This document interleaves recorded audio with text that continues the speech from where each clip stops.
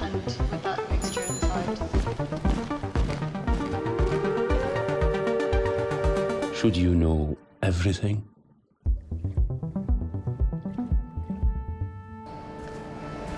اسمي إبراهيم الحسين من سوريا. اليوم عيد ميلادي وأنا هلأ 19 سنة. كان عيد ميلاد عادي من دون حفلة لأنه أول شي كنت بعيد عن أهلي. I'm just sitting at the credits at the end there and just listening to the ambient sort of music sound. It made me realize how important sound is in this film to feel the airport around you, because the airport is a very interesting space, but a lot of times you might not guess you're in an airport, but you hear, and that's how you feel it. Yeah, it was actually very important to think of how to work with sound in this film. I was always asking myself how much we could work on it, and there was an important thing that was the fact that one of the most disturbing things for the people that were living there was actually this kind of permissive sound that was just, it was like a hangar, and how the echoes and the lack of any privacy that was there. And so there was a lot of work we did with sound. I mean, it's funny because when we shoot it and then you see the material, the sound was not actually the sound that we hear, the sound actually not that we hear, but that we feel when we are there, and that when people live in there. So there was a lot of stuff that we did, particularly inside the hangars, that was done afterwards, to sort of enhance the real feeling that I think that when we actually saw the material was not present. So, yeah. And so let's go back to maybe the conception of this movie. I mean, how did you pick this location? How did you know that this could be a film? Actually, this project started as a documentary about. There are 4 airports in Berlin. One is discontinued, this one. There's one which is been running for a long time and that's supposed to be discontinued, that was never discontinued. And there's another one which is sort of a low-fare airport, and a 4th one which has not opened. So I thought initially the project was, I'm an ex-architect, and I'm really sort of not only interested, but I'd really love being in airports. And so the project began as a documentary about these 4 airports, and somehow how they could translate the city of Berlin. One was built in the 1930s, 20s, another one is in the 1960s, and then another one in the east part of the city, and the new one. But then what happened was and I was very interested particularly in this airport because when it was discontinued in 2008, this area, particularly the area of the runways, they were supposed to become privatized, and then developers were looking at it, and somehow the community around it, in the community, and also the population of Berlin really fought for it to become a public space. And so the film actually were about these 4 airports, and it's really migrated being about the park and how the park was being used.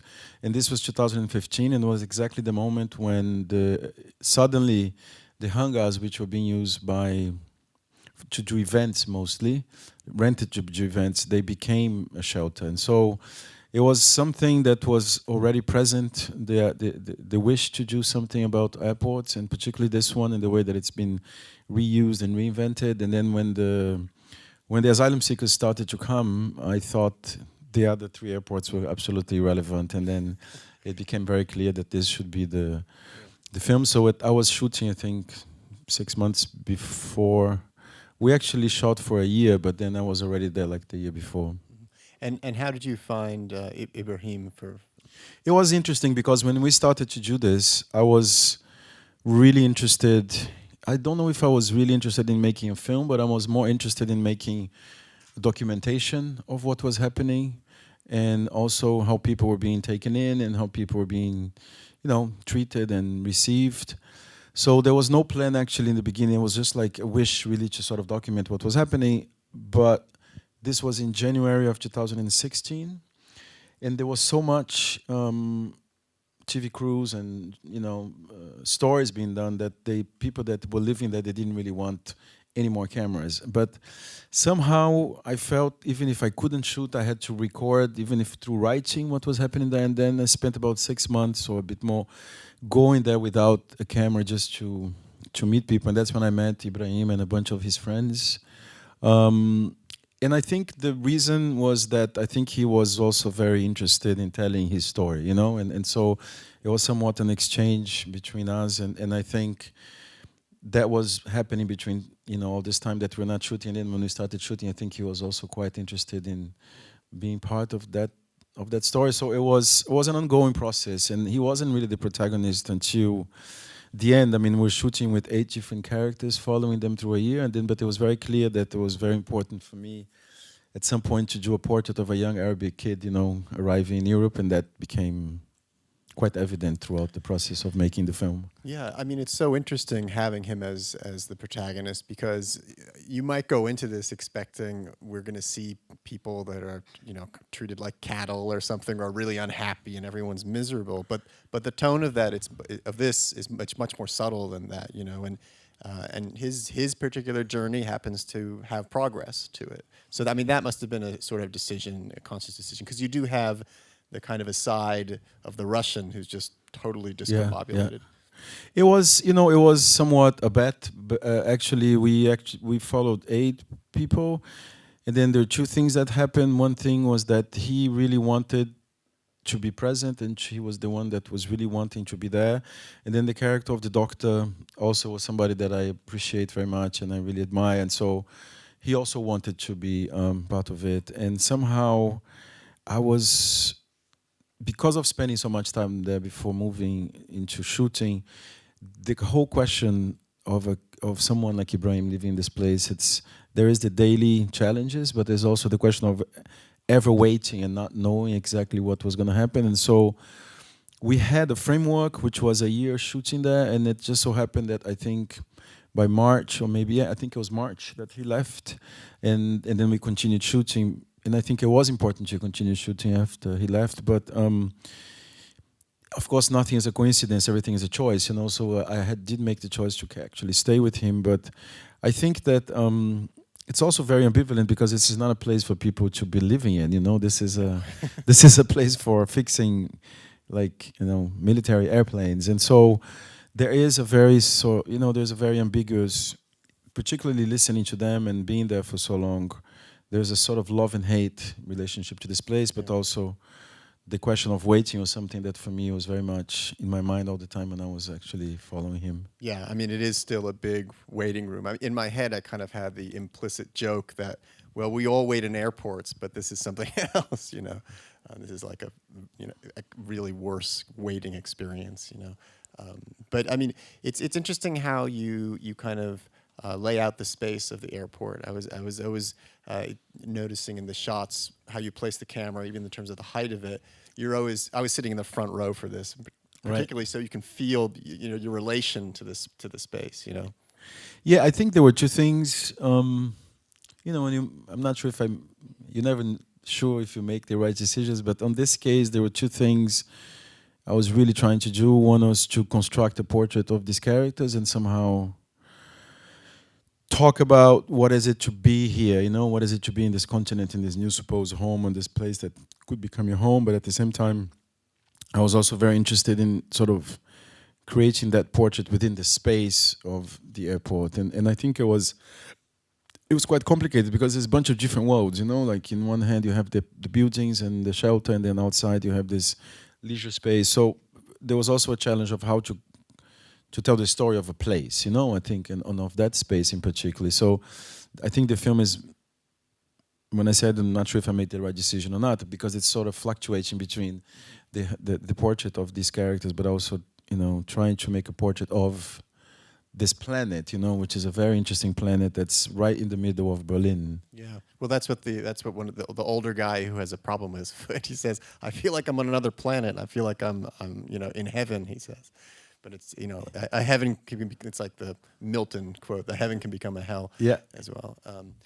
I mean, it is, I think that's more effective. What I was saying before is I think it's more effective. Instead of showing people like sad all the time, you kind of show that this kind of stable life is also really deadening. You know, you don't have to actually show people unhappy, but you feel there's just this constant, this repetition and the plainness of the surroundings, you know, that can also do damage.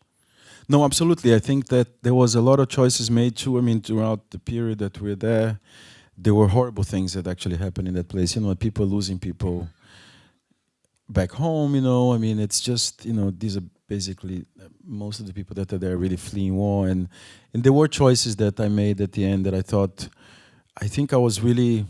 I look at this film as part of sort of a larger project. I wish I could do this film every 5 years to sort of understand and document how we're living together. And I think that this film was just like a first chapter of this wish to document what it is to be in that situation where you have no idea. It's not only about where you came from and the hardships of getting here, but also how do you engage with the fact of being on hold for so long, not being able to work and just waiting and waiting and waiting. So I think there was something about not showing crisis as a classic way of showing crisis, but actually portraying crisis through time and through the fact that time is just at a standstill for those that are just coming here. Yeah, I mean, if you didn't have the journal entries with the months, you might not know what month it is just for being indoors. Exactly. Yeah. And oh, sorry, you were going to say something No, I just think that it's interesting you said this because I think there's also a question of the place as a character. So also I was interested in how, because when they arrived, there were no, for example, it's not in the film, it was before we started shooting, but there was no toilets. They have to take a bus to go somewhere. I mean, it was not prepared to receive people. And so it was also a question of how the space behaved throughout, you know, the seasons, you know, and how people could use the outside space and people could not. So there was also something important about the weather. Yeah, definitely. And how it affects. Yeah.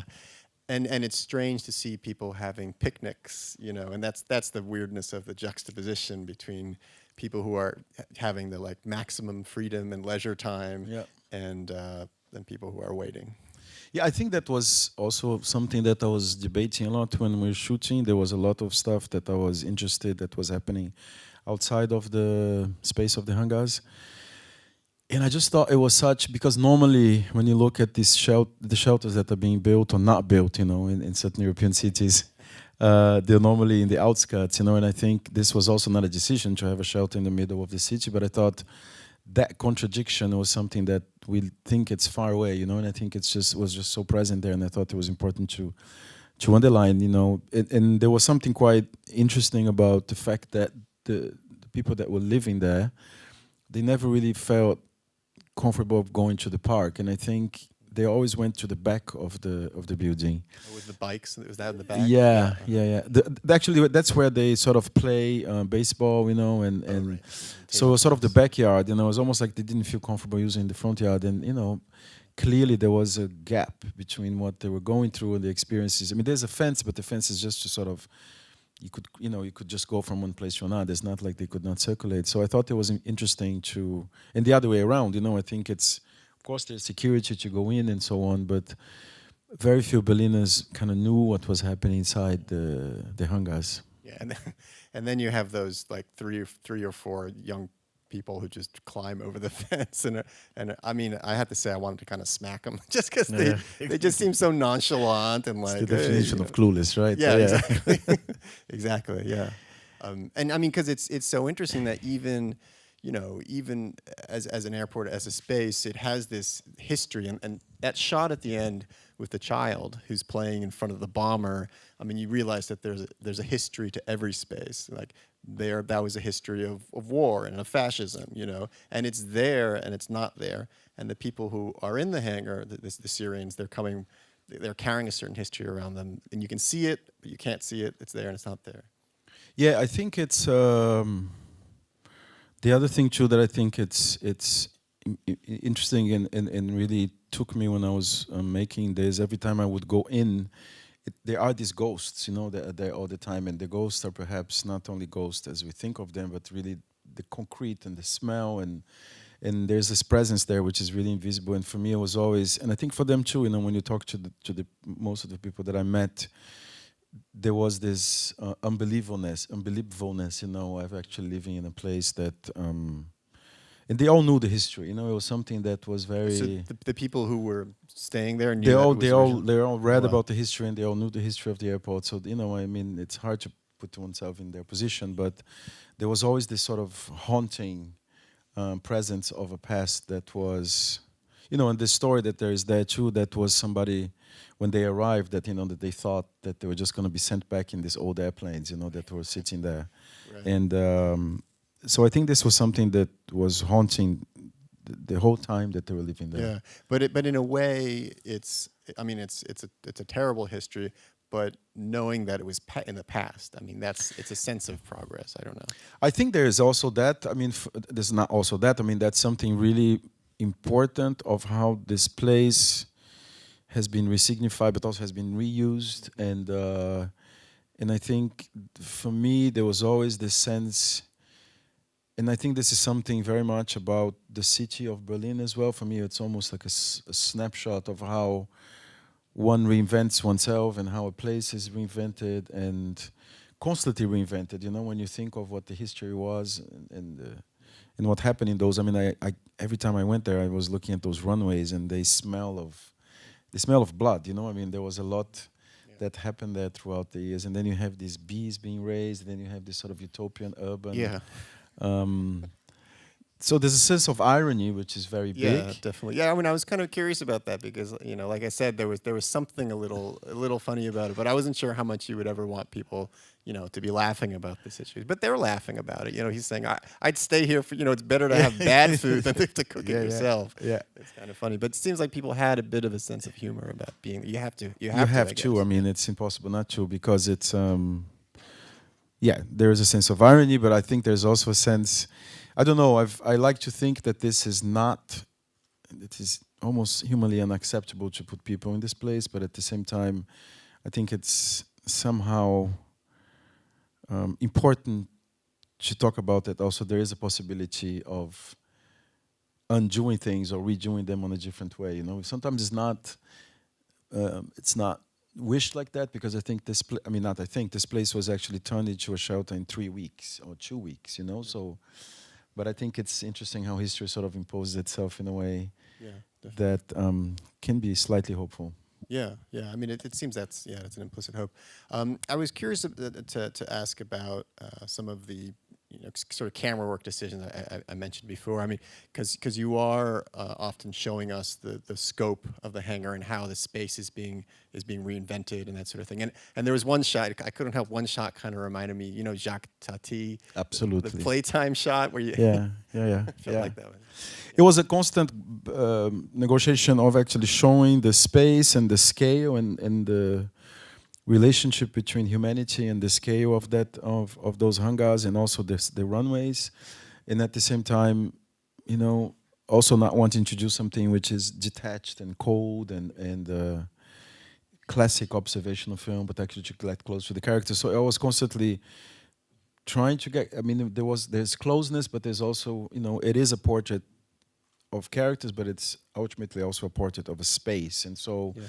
The camera choices were very much going in these two sort of directions. For example, on Christmas, on Christmas and New Year's, I thought it would be important to just observe what was going on, but at the same time, one could not help to just get really close to the people that were there and the way that they were sort of, looking at these fireworks. So, I was trying to be rigorous, but at the same time, not that rigorous, and then actually let the film also be led by what people were going through in that space. Oh yeah, definitely. And with Ibrahim, when he's calling his mother, we're then in this kind of space very much with him.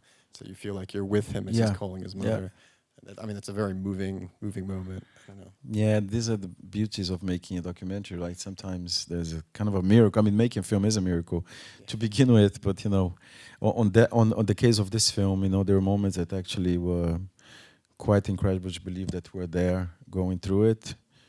There was also the question of when we were making the film, there was also the voice that you hear when he's reading. We actually had diaries that were being written by different characters that we're following, and that was also something that was quite interesting as a juxtaposition when we're editing to the images that we had. And so were those diaries that you wrote, or that you wrote? No. Actually, we actually gave notebooks to the different characters that we are following, and then they actually I think it's actually still a project that we want to continue doing, which is to publish those diaries. So every character actually they did write throughout the process that we're shooting. Well, I'm curious about who were some of the other characters that were There is a character, I mean, there's Kutaiba, the second one who's there, and then there were 3 social workers. There is a social worker who is the person who is receiving the people that are arriving, Olivier, who is in the arrival room. There was a social worker, Maria, who you see, she's wearing a veil, and she's actually, there's a shot with her at the end. She's a social worker from Jordan, but who has been sort of, she went to Berlin when she was 10 years old. There was another social worker, and there was another person working at the clinic. But it was very clear. I don't know. There was the choice was also, of course, it was a choice of the characters I wanted to be in the film. But at some point, I think it was in December of 2016, there was an attack to a Christmas market in Berlin. I don't know if you remember this. And there was a person there was a clear case of racial profiling. One of the kids that were pointed as one of the possible responsibles for that was living in Tempelhof. And I couldn't believe it. This has happened 2 days later. There was a lot of stuff going on about this kid. The police went into the hangars. And that's when I thought when you ask about Ibrahim, and that's when I thought that the other characters were important, and they were really doing amazing work, but I thought it was really important to actually make justice to the people that were living there. And Ibrahim could have been one of those kids that had been right. Yeah, could have been picked up after the attack. But right. Yeah. And I mean, you do kind of get a bit of a portrait of the social workers, even so that are in there. I mean, it's interesting because I don't think it's a pick. I think I came into it with expectations that I would see the kind of efficient German efficiency or something. But I mean, they all seem pretty good-natured, invested in it. I'm sure they get impatient with the work, but it does seem like a fairly effective system, even though I want to be cynical about it. I know what you mean exactly. And it was very tempting, and it's funny because that's a really good point to talk about, because there was a wish to talk about how this doesn't work, and how these relationships are relationships that are somehow about affection, but it's also about efficiency.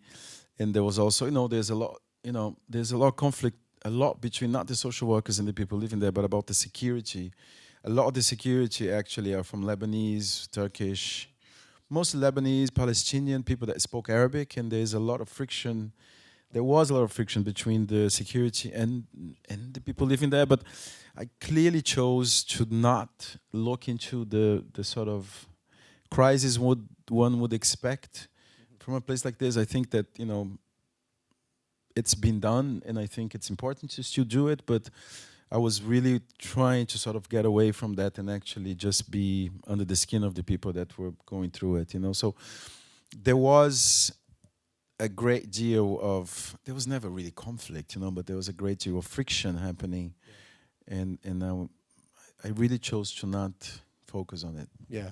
Well, I mean, it would be understandable if there was Completely. some tension. I mean, you cannot go from this situation people are coming from without bringing some psychological burdens and that sort of thing. I'm curious, in the introduction you said something about Brazil there. I don't know. You want to go there? Well, I was just curious. No, I mean, we should. It's actually... Because I was going to ask, how does this film fit in for you in terms of your career and the films you've already made? Because you've made 15, 20 years before this. So, I mean, this film in particular, we'll talk about Brazil in a minute. I mean, this film in particular, I also think I'm half Algerian, and my father immigrated to France in the 1970s. And I think that under completely different conditions and a completely different context. But I lived in France when I was a teenager, and I think this film somehow was a need. When I saw this happening, and I saw that the way that people were treated, and particularly the film really started when, I think it was July and August of 2015, there was a lot of media coverage about the people that were leaving the Middle East mostly, and of course Africa, and coming to Europe. And it really got on my, I mean, I really was worried about how this was being covered, you know? And so I think I was actually I'm mostly making fiction films. I've done a couple of sort of hybrid documentaries. But I really felt that this is the only, if one has a tool in their hands, you know, this is the one I had, which was to make a film or to make a document.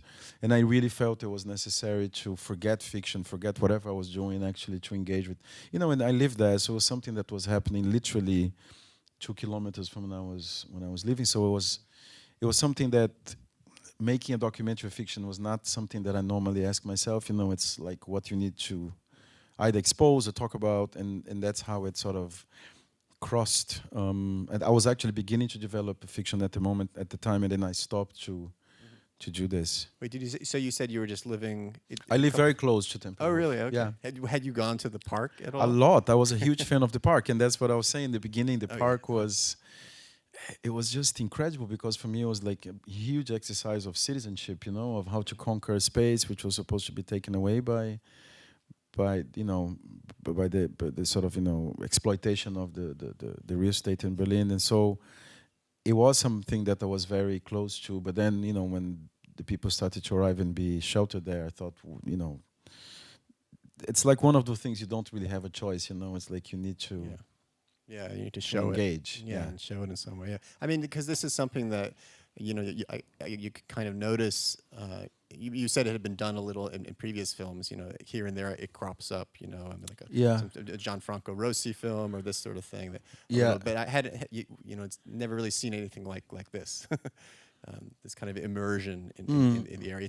It's not separate. You know, it's not a kind of side event. It's you're actually in their experience. Yeah, and I think the Foco al Mare, I mean, I have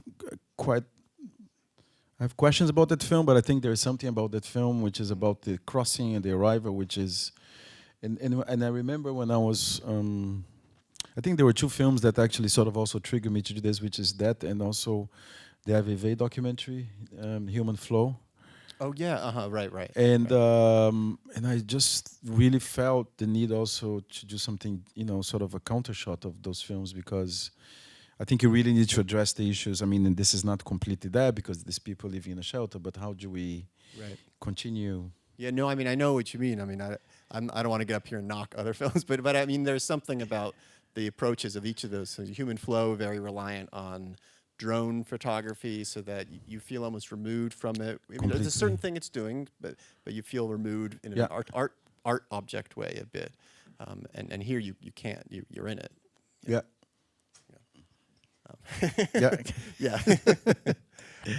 Well, I think we're just about running out of time, so it's your last chance to talk about Brazil if you want to talk about it. But I mean, having made the film, did you feel? I mean, did you feel like? I mean, were you able to show the film to some of the people who were there? I mean, we did a few screenings in the. I mean, 2 screenings in the airport actually for the people that, because what happened was the shelter was discontinued in February. It became again a place for events. It's, you know, way more profitable. And then so they actually shifted a lot of the people that were living there to this place outside, which is now sort of a container city in the grounds of between the hangars and the runways. So we showed the film there, and it was, you know, also, I mean, we showed the film there, but I think it was really great for me. One of the beautiful moments was when we actually premiered at Berlinale, and everybody that was, we actually managed to get a lot of people that were living there and were in the film, obviously, but also to see it in a context which was outside of the airport. So a different space. Yeah. Very good. All right, I think that's all the time we have. But Brazil. Let's just finish with that, right? Sure. No, I'm saying this because I actually had written something to write. I mean, had written something to read before the screening, and I thought it was not appropriate because this is about, you know, that's about another war. But I think what happened was the film premiered in Brazil actually 2 weeks ago, and it was a very moving screening because it's kind of the same. I mean, we just elected a fascist government, you know, with 52 million people voted for a fascist, monstrous human being that should not have even been allowed to run for president, you know. So there's two really wrong things happening with Brazil, but it was very moving to show the film there, because basically, fascism always works through enemies, right? So in Brazil, the enemy has been elected as the Workers' Party, and everything that has to do with the Workers' Party has been completely demonized in the last 5 years, and that's how this government got to power. But I think it was really great to show the film and also think about how immigration has been sort of, picked as the common, enemy that we have to fear. So it was really great to show the film there. But just to end, I think it's really important that you're vigilant with what's happening in Brazil, because it is not small. Yeah, I might know a little bit about the demonization of immigrants in my country. But anyway, thank you so much. Thank you very much. Thank you. Thank you.